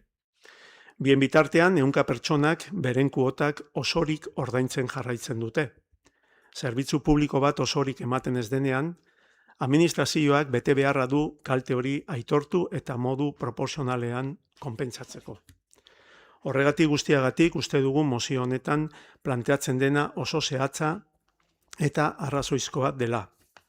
Erabakiak, lehenengo puntuan, udal gobernuari eskatzea udal kiroldegiko erabiltzaileei 2025ko urtarrilaren 31tik suteak eragindako zerbitzu guztiak erabat berrezarri arte ordaindutako kuoten itzulketa proportzionala egin dezala. Bigarrenik, itzulketa hori zerbitzuaren prestazioan izan duen benetako eraginaren arabera ezartzea. Bereziki, saunaren eremua eta horri lotutako zerbitzuak erabili ezin izatea kontuan hartuta. Hirugarrenik, udal gobernuari eskatzea gehienez hilabeteko epean honako hauek aurkez ditzala. Kaltetutako instalazioen egungo egoerari buruzko txosten zehatza, konpoketa lanak egiteko eta zerbitzuak berriro martxan jartzeko egutegi zehatza, eta erabiltzaileei aplikatuko zaien konpentsazio ekonomikoaren formula. Arazo hau konpondu gabe dagoen bitartean, badaude zerbitzu gutxiago jasota gauza bera ordaintzen jarraitzen duten pertsonak. Haiei zuzenduta dago mozio hau. Aurreko puntuan, aipatu da, oposiziotik eskaerak zintzoak egitea, guk uste dugu hau zintzoa dela, eskatzen ari dena. Gainera, koherentzia politikoa izan da, zuen hainbeste urtetan aipatutako beti herritarrengan pentsatzen edo pentsatu behar dugula hemen gauden guztiok, benetan uste dugu aurrera aterako dela. Eskatzen duguna herritarren urtebeteko zerbitzu gutxiago eskaintzen bada, zintzozkoa dela eskatzen ari garena. Sorpresa hartuko genuke aurrera ez bada ateratzen. Eskerrik asko. Eskerrik asko taldeen baloraziorik.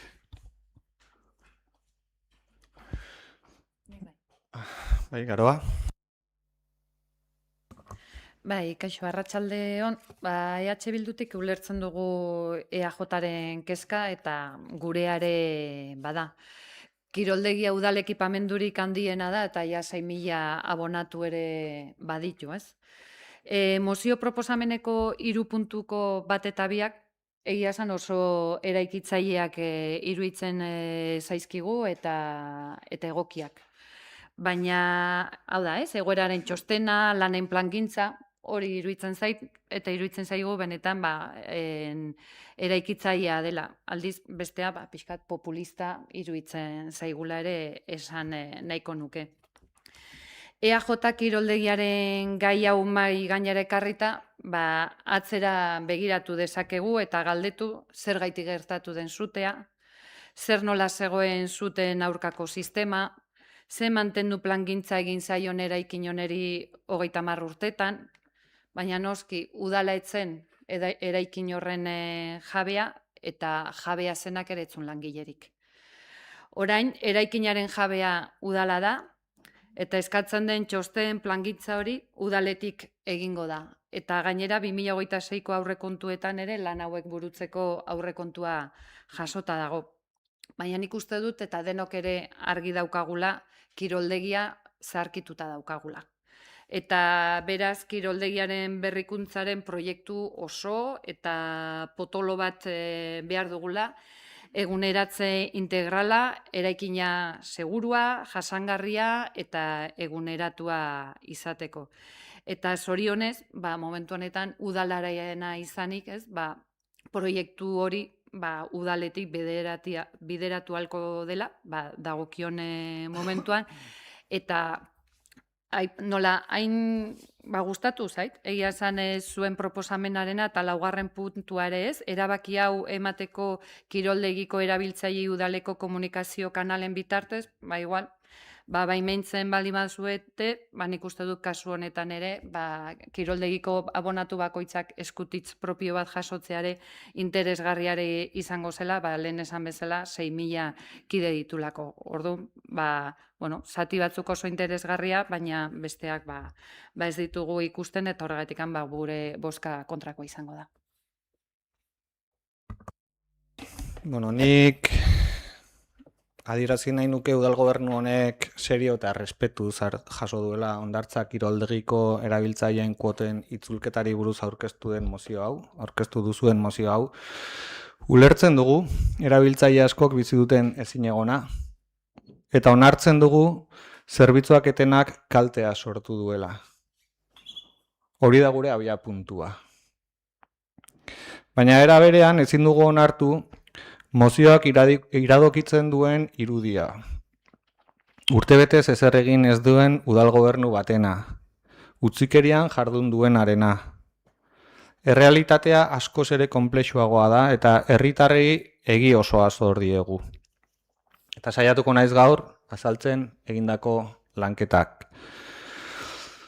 Hondartzare kiroldegiaren egungo egoera ez da soilik 2025ko urtarrileko sute baten ondorioz gertatutakoa. Arazoa estrukturala da. Aurretik dator. Eta azken urteetan pilatutako faktore askoren emaitza da. Eraikinaren egoera teknikoa, segurtasun gabeziak inbertsio atzeratuak, eta batez ere kudeaketa ereduaren kolapso ekonomikoa. Hemen, hasiko naiz pixka bat bakoitza xedatzen, eta hasiko naiz Hondarribia Lantzenen kolapsoa eta kudeaketa aldaketari dagokiona. Hondartza kiroldegiaren egoera ezin da ulertu Hondarribia Lantzen sozietatearen egoera ekonomiko larria kontutan hartu gabe. 2021 kontuek 800.000 eurotik gorako galerak jaso zituzten. 2022koek 2 milioi eurotik gorako galerak jaso zituen, eta kapital sozietateen legearen arabera sozietatea disoluzio egoera objektiboan zegoen. Egoera hori espresuki jaso zen 2022ko kontuen onarpen txostenean eta baita 2023koan ere. Egoera honen aurrean, udalak ezin zuen beste alde batera begiratu. Honetaz hitz egiten jardun gara hainbat udalbatzetan, badakizuen bezala, 2024ko ekainean, Hondarribiko udalbatzak Lantzeneko batzar nagusiari sozietatea desegiteko eta likidazio prozesua hasteko baimena eman zion, 24ko uztailean disoluzio erabakia hartu zen, 25ko uztailean likidazio balantzea, txostena eta ondarea banatzeko proiektua onartu ziren, 25ko irailean udalbatzak likidazioaren ondoriozko erabakiak onartu zituen, eta 25ko abenduan Hondarribia Lantzenen behin betiko likidazioa eskrituratu zen. Prozesu hau luzea, konplexua eta juridikoki zorrotza izan da. Eta berekin ekarri du udalak instalazioen ardura osoa bere gain hartu behar izatea. Egoera ekonomiko ahulean zegoen egitura baten ondoren. Hau da gaurko testu ingurua. Udal gobernuak aldi berean sozietate publiko baten itxiera ordenatua, ondarearen berreskuratzea, kudeaketaren ereduaren aldaketa eta kiroldegiaren egoera tekniko larriari aurre egin behar izan dio. Beste alde batetik, eraikinaren egoera teknikoa. Arazo estrukturala da, ez puntuala. Adirazi nahi dut, hemen aipatu den bezala, 1987an ireki zela kiroldegiko eraikina. Eraikina bera ezagutzen dugula, eta 21. mendean kanpoko instalazioak. Bada ez da ezagutzen, garai guzti hauetan beharrezkoa zen mantentze orokor eta inbertsioaren plangintzarik. Azken urteotan egindako txosten teknikoek argi erakutsi dute hondartza kiroldegiaren egoera ez dela konponketa puntual batzuekin konpontzen den arazoa. Baizik eta eskuhartze integralak eskatzen dituen egoera dela, garoak aipatu duen bezala.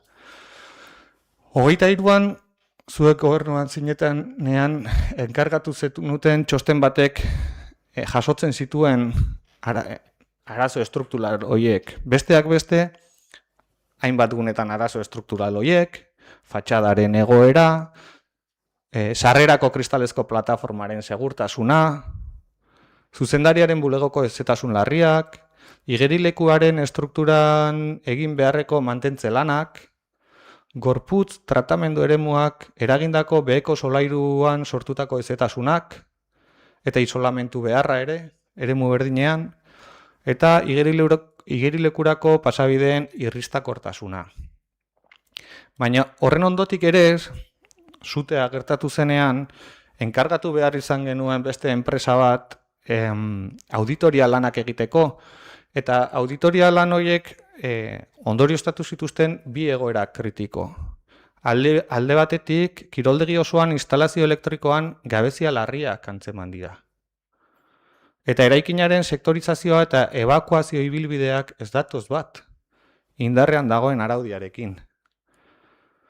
Horrek esan nahi du, ezin dela partzialki ireki edo konponketa azkarrik egin. Pertsonen segurtasuna eta udalaren erantzukizun juridikoa bermatu gabe, behintzat ezin da hori egin. Une honetan bertan ere enkargatuta daukagu beste enpresa bat hondartza eraikinaren energia eraginkortasunaren azterketa egiteko. Eta honek albidetuko digu etorkizuneko berrikuntza integrala jasangarriagoa eta bideragarriagoa izatea. Beraz, ikusten duzuen bezala, ez da geldialdia izan. Bide honetan hainbat inbertsio eta jarduketa egin ditugu ere. Mozioak marrazten duen utzikeriaren irudia ez dator bat egindako lanarekin. Azken urteotan, udalak eta zerbitzuaren enpresa kudeatzaileak hainbat inbertsio eta hobekuntza egin ditu. Kudeaketa eta digitalizazioari dagokionean. Probiz kudeaketa aplikatiboa berritu egin da. Ticketbuy sistemarekin bateragarria izateko gure kiroldegiak duen kudeaketa sistema. Instalazio eta zerbitzuei dagokienean, tenis eta padelpisten argiteria berritu da. Hidromasaje zerbitzuak berriro martxan jarri dira. 4 urtez itxita eduki zenituzten hidromasajeak, inbertsio batekin martxan jarri dira. Sauna lehorreko egurrezko egitura ere berritu egin zen.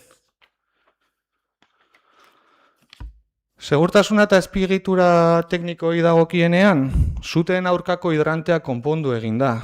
Urteetan erabilgarri egon etzeena. Eta sute bat eduki genuen. Eta hortuan jabetu ginen suteen aurkako hidrantea etze bilela. Suteak detektatzeko sistema orokorra ere berritu egin da. Barne komunikazio sistema berrantolatu eta zentralizatu egin da. Jasangarritasuna eta modernizazioari dagokionean plaka fotovoltaikoak instalatu dira, kontsumo elektrikoa murrizteko. Gaur egun, BMS sistema berritzeko proiektua idazten ari gara. Urberoa, klimatizazioa eta argiteria modu adimentsuan kontrolatu alizateko. Jarduketa hau guztiek erakusten dute Hondartza kiroldegia ez dela abandonatutako instalazio bat, baizik eta bere zailtasunen barruan egokitzen eta prestatzen ari den ekipamentua da. Aipatu duzute premiazko konponketak, eta nik azalduko dizuet zergaitik ezin diren premiazko konponketak horrela jaso. Sutea gertatu zenean, lehenengo gauzetako bat egin genuena izan zen premiaz konpontzeko prozedura martxan jartzeko saiakera. Eta ezin dugu udal gobernutik, behintzat ezin dugu arduragabeki jokatu. Izan ere lehen esan dugu bezala ez gaude konponketa puntual baten aurrean. Segurtasun araudia egokitzeko behar baten aurrean gaude. Eraikinaren egitura eta instalazioak berrantolatzeko erronkaren aurrean gaude, eta kudeaketa eredu berritu baten diseinuan gaude. Horrek proiektu integrala, prozedura administratiboak eta segurtasun juridikoa eskatzen ditu. Helburua ez da ahalik eta azkarren irikitzea, baizik eta ondo, seguru eta behin betiko konpontzea da. Kuoten itzulketari buruzko gure hausnarketa ere partekatu nahiko nuke. Gobernu honetatik enpatiaz begiratzen diogu erabiltzaileen egoerari.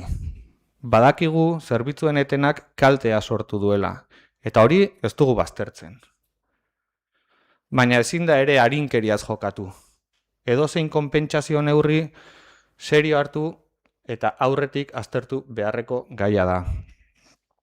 Irtenbide juridiko eta ekonomikoki bideragarria definitu behar da. Eta ez dezute jaso zuen mozioan hori. Are gehiago esango du, zuek ezarri zenuten abonamendu sistemak kirol instalazioak erabiltzagatik salneurri bat ezartzen zuen. Eta juridikoki egin dugun kontsultaren arabera behintzat, kiroldegirako sarbidea eta irekita dauden instalazioak erabiltzeko aukera dago, eta horrek ez du ahalbidetzen konpentsazio ekonomikoak egitea. Segurtasun juridikorik gabeko proposamenak eginez, arriskua dago itxaropen faltsuak sortzeko edo ondoren bete ezin diren erabakiak hartzea. Baina memoria ere egin beharra daukagu. Berritu genuen, lehen esan dudan bezala, 4 urtez itxita egon ziren hidromasaje eremuak. Eta itxita izan zen artean, ez zenuten konpentsazio ekonomikorik aplikatu. Sauna txikiak ere itxita eduki zenituzten, denbora batez. Eta bitarte horretan ere, etzen duten konpentsazio ekonomikorik aplikatu. Koherentzia politikoa hitz egin duzuzuk, eta zuek egoera antzekoen aurrean egon zinetenean, etzen duten konpentsazio ekonomikorik aplikatu. Berritu genuen saunaren egurrezko estruktura, eta egun gutxitan zu hartu zuen. Bagira, sorte txarra izan genuen, baina berrikuntzetan bageunden lanean. Mozio honetan, aditzera ematen diren lanak egiteko premiazko prozeduraren inguruan lehen esan dizuet. Urtebete atzeratuta etorri zarete. Izan ere saiatu ginen bide hori jorratzen, eta teknikoki adierazi zitzaiguna izan zen prozedura hori soilik eremua segurtasunera itzultzeko besterik ezintzela erabili. Eta segurtasunera bideratzeko, hau da, itxiturak, erretako eremuen ustutzeak eta horrelako gauzak egin genituen prozedura horiek erabiliz. Baina ez ziguten albidetu berrezartze lanak egitea. Amaitzeko, Hondartza kiroldegiaren egoera ez da urte bateko utzikeriaren ondorioa esan dudan bezala lehen. Hamarkadetan pilatutako arazoen, kudeaketa eredu baten kolapsoaren eta eraikin zahartu baten ondorioa da. Eta udal gobernuak ardura hartu du. Sozietatea desegin da, instalazioak gure gain hartu ditugu, egoera teknikoa aztertu da, inbertsio batzuk egin dira eta etorkizunerako oinarriak jartzen ari gara. Oraintxe bertan ere, espadelako eremu horren proiektua enkargatuta daukagu. Eta eremu zati horren guztiaren berrikuntza batetan lanean ari gara. Baina oroituko dut, Hondarribia Lantzenen, bazegoela eremu horren berritzearen proiektu bat, 2018ko data zuena. Eta 2018tik etzen abordatu lanak. Udal gobernu honek proiektua daukanean lizitaziora ateriko ditugu lanak. Seguru eta abordatuko ditugu lanak. Baina zaharkitutako eremu horien eta ur filtrazioen eta arazo elektrikoen oinarria ere 2018ko proiektu horretan berritze batekin abordatu altziren. Eta etzen burutu, 2026an gaude. Bide hau ez da erreixa. Badakizute, bide hau ez dela erreixa, eta horregatik aipatu ditudan gauza guztiak, ez da azkarra. Ezin da modu azkarrean abordatu, baina egiten ari garena bide arduratsua da. Eta helburu bakarra dauka. Hondarribiko kiroldegia, segurua, bideragarria eta etorkizunera begirakoa izatea.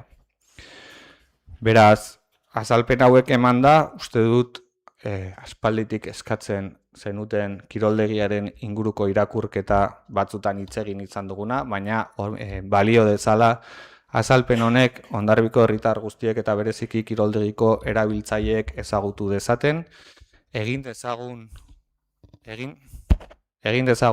bidea elkarrekin, ez gaitezen izan oztopoen edo bideak zailtzearen arduradun eta saiatu gaitezen denon artean egin beharreko lan eta egin behar horiek burutzen, bururaino eta lehen bailen, baina koherentzia batekin eta jardun responsable edo arduratsu batekin.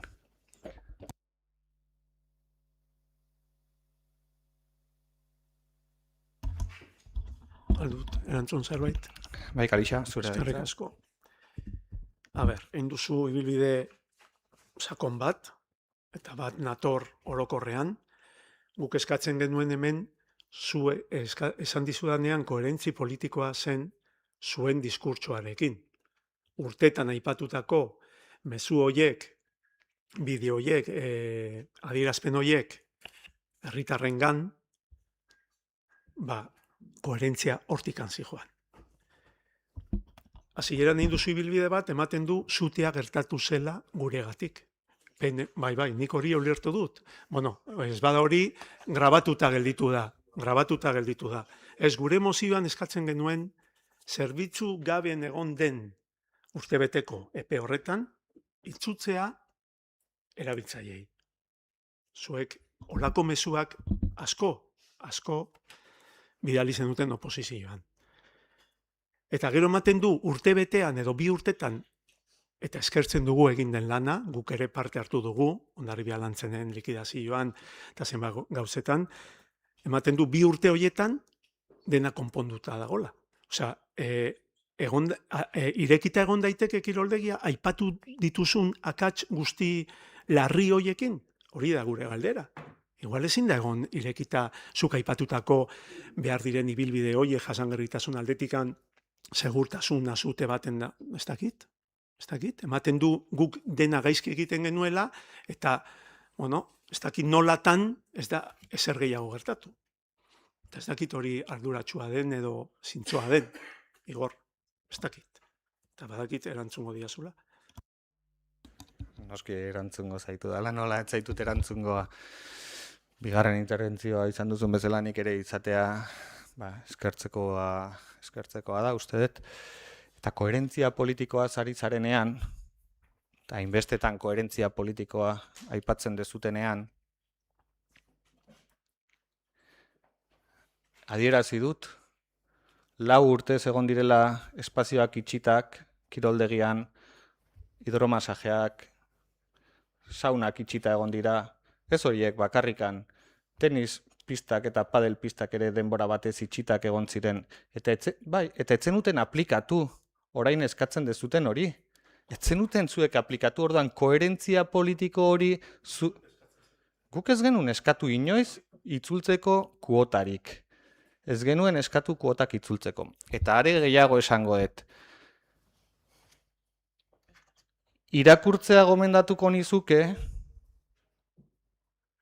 2023ko otsailean guri erantzunez egin zenituen adierazpenak.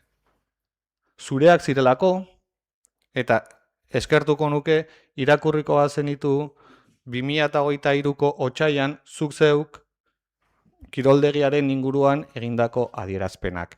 Eta adierazpen horietan besteak beste aipatzen zenuen, kiroldegiaren oinarrizko zerbitzuak kiroldegiaren kudeaketatik finantzatu behar zirela. Eta guk esaten genuen, eta koherentzia politiko horretan datza, neurri batean, esaten genuen, udal baliabidetatik ere finantzatu beharra dagoela kiroldegiko zerbitzuak, beharrezko zerbitzuak direlako. Zuk desberdintasun bat egiten zenuen inbertsioetan eta ohiko zerbitzuetan, eta inbertsioak ontzat ematen zenuen udal kudeaketatik finantzatzea, baina ohiko zerbitzuak ez. Lehen aipatu dut ze egoera ekonomiko hori egin behar izan zaion aurre, eta udal gobernu honetatik, edo gu gaudenetik administrazioan, 750.000 eurotik gora bideratu dugu finantzaketa horretara, udal baliabideetatik, herritar guztien baliabideetatik, koherentea da nire iritzirako, aipatzen genuen hori eta egiten dugun horren arteko harremana. Baina, zuek itxita eukizen ituztenean eremu berdinak, ez nahitaz, etzen duten zuek itxita euki, egoera batzuk eragin zuten itxita egotea, sekula etzen duten horrelako planteamendurik mahai gainean jarri kuotak itzultzearena orain egiten duzuen bezala. Eta bat nator Garoak aipatzen duenean neurri honek duen izaerarekin. Mi esker.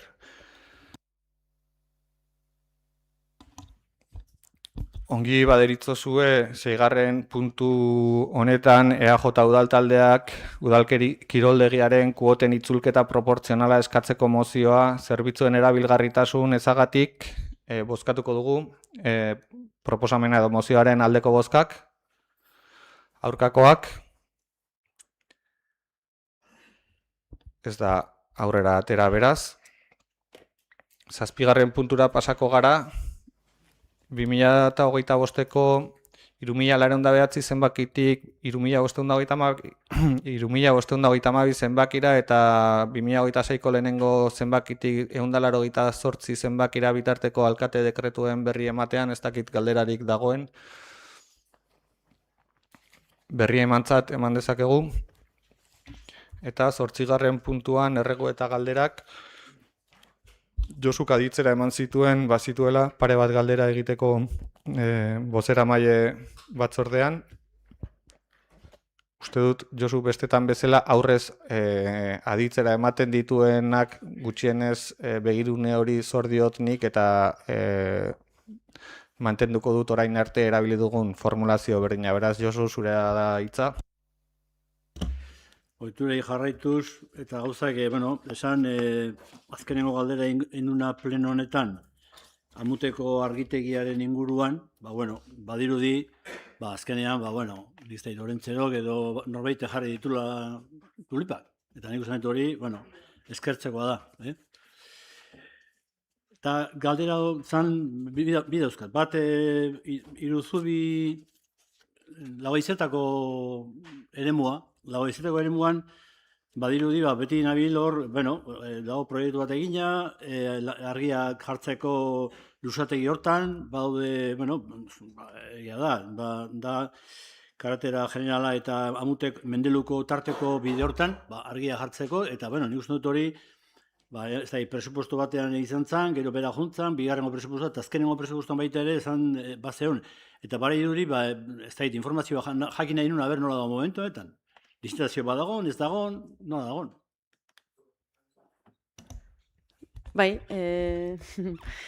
Bai, egia esan pixkat aldrebestu zaigun kontratazio bat izan da, baina zorioneko gu, esleipena egina dago, eta alkateak sinatuko dugu kontratua, datozen egunetan.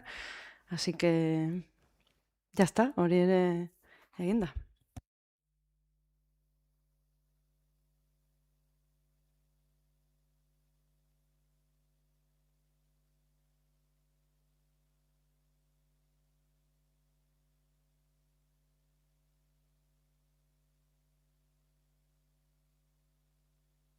Tensioaren inguruan, mozio bat izan gendun, egia da, lehenbiziko proban gobernoren inguruan etzan sartzen, no entró por las cuestiones que hubo, el tema de tal, pero lo que sí badakigu da, azkenengo nik usten dut, maiatzen edo apiriloko urtero itendan eremu hortan, sartzezan, Hondarribia sartzezan, como zona tensionable.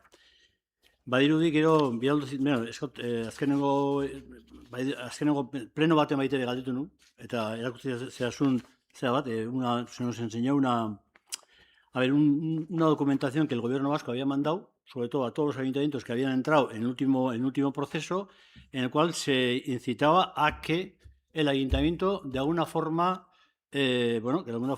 presentara la documentación correspondiente para que, de alguna forma, entráramos ya como zona tensionada. Yo creo que no hace falta explicar, porque yo creo que el que entremos en zona tensionada y nos aprueben tiene su importancia, porque esto nos permite, sobre todo, el tema de los controles, un tema de control sobre el tema de las subidas salariales, sobre el tema de la subida de las rentas, y otro tema muy importante, el tema de que de alguna forma no se puedan hacer pisos turísticos.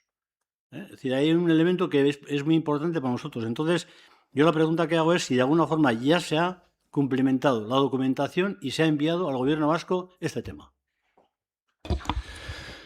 Nik lehenengo eta behin galdetuko nizuke, Josu, bakizu gai honetan lanean daramagula Eusko Jaurlaritzak Hondarribiko udalerria eremu tentsionatua izendatua izateko baldintzak bete aurretik eskaerak egiten aritu ginelako Eusko Jaurlaritzari berari, eta hemen udalbatza honetan ere eztabaidatu izan dugulako behin eta berriro, behin baino gehiagotan behintzat bai, gai horren inguruan eta gobernu talde honen aldeko jarrera eremu tentsionatua izendatua izateko Hondarribia. Maiatzen edo ekainan ez banago oker izan zen Eusko Jaurlaritzaren onarpen hori 2025ko maiatza edo ekainan resoluzioan, esan aldiazu mesedez daukazula hor resoluzioan ni memorizari naizta, ze datakoa den? Bueno, ez barima dago datarik berdin du, Josu, baina udaberrian izan zen onartu zutena Hondarribia eremu tentsionatua izan datzeko baldintzak betetze zituena. Eta gobernu talde honetatik segituan jarri ginen buru belarri egin beharrekoak egiteko. Ez da soilik eskatu eta bidaltzea, ongi jakingo duzun bezala lehenengo diagnostiko bat egin behar da, herriaren egoeraren ingurukoa, eta ondoren ekintza plan bat ere aurkeztu beharra dago dokumentazio nagusi bezala. Hainbat udalerrik urte luzetik gorako ibilbideak egin behar izan dituzte dokumentazio guzti hori burutu ahal izateko, eta udalerri hontatik, Hondarribitik, kasu hontan, arintasunez edo azkartasunez jokatu, arintasunez baino azkartasunez jokatu dugu, eta izendatua izan eta nahiko azkar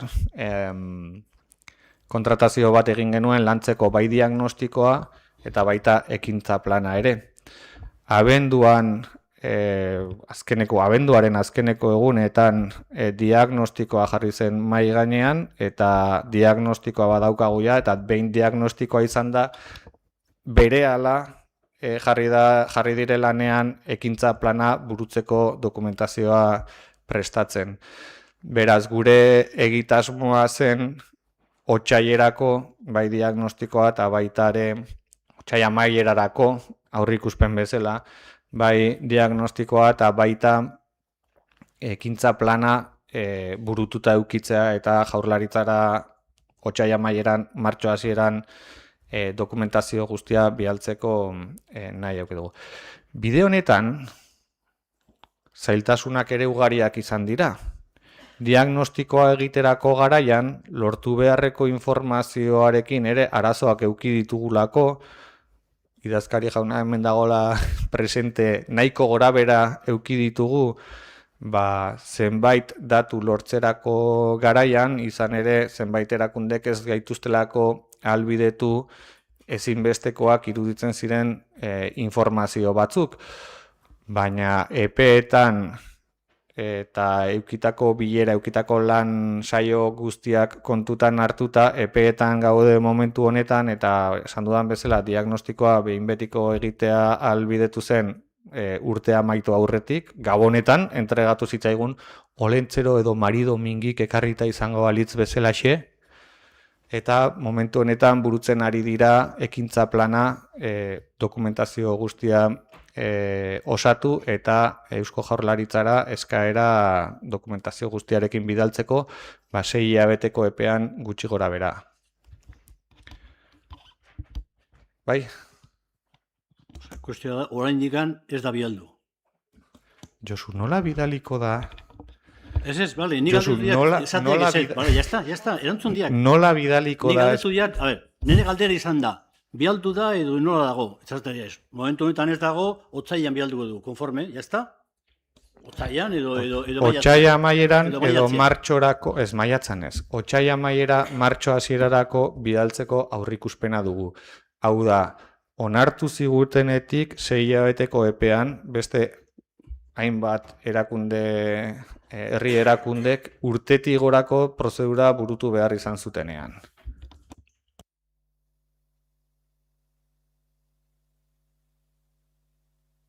Ez dakit beste galderarik badagoen?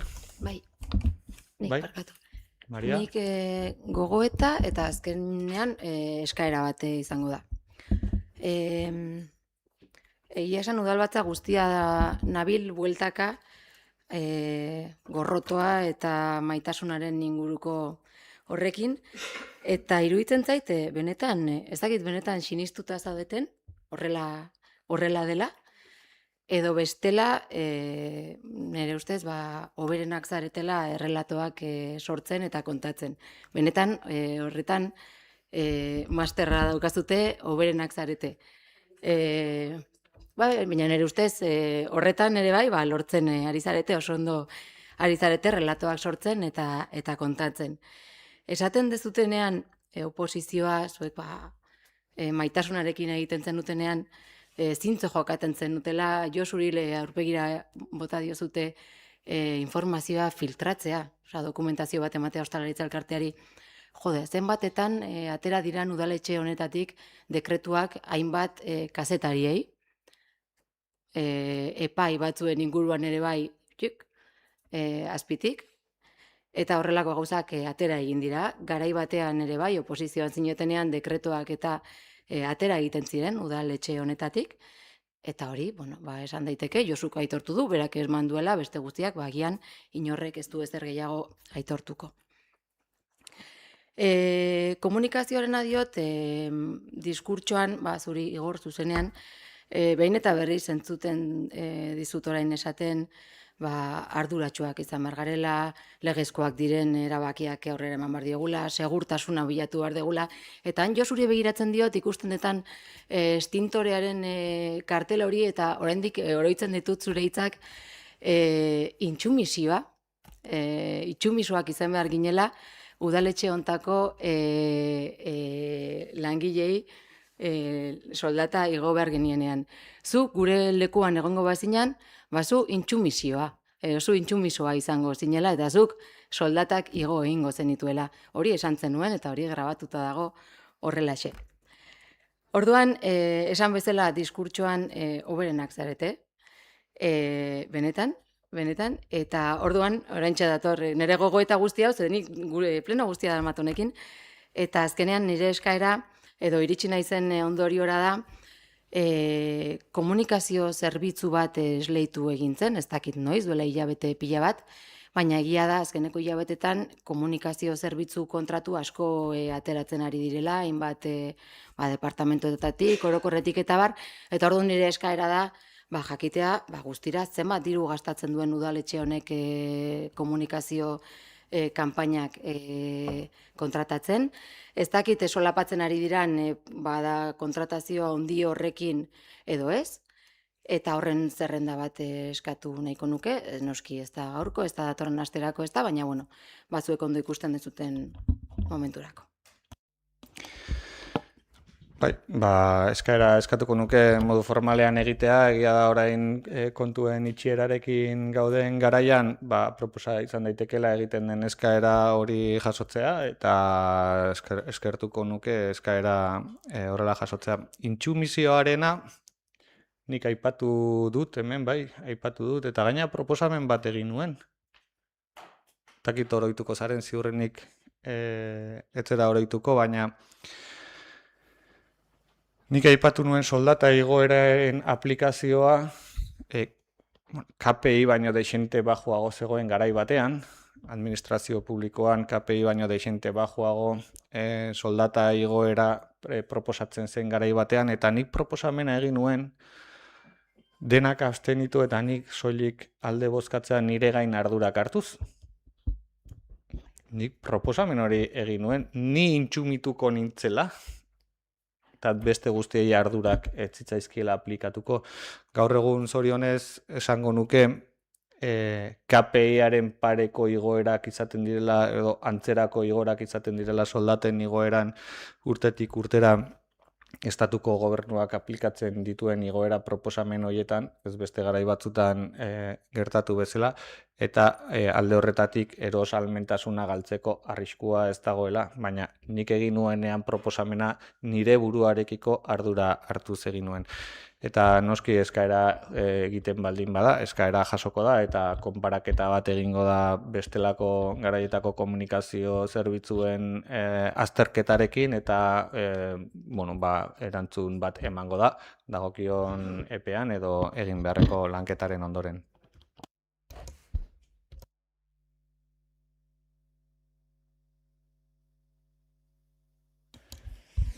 Ez dakit bestelakorik ez baldin badago eta ongi iruditzen bazaizue, urtarrileko ohiko udalbatza amaitutzat emango dugu 8 laurden gutxi ditugun honetan. Eskerrik asko guztioi zuen ekarpenagatik eta otsailean berriro jardungo dugu elkarremen. Mila esker guztioi.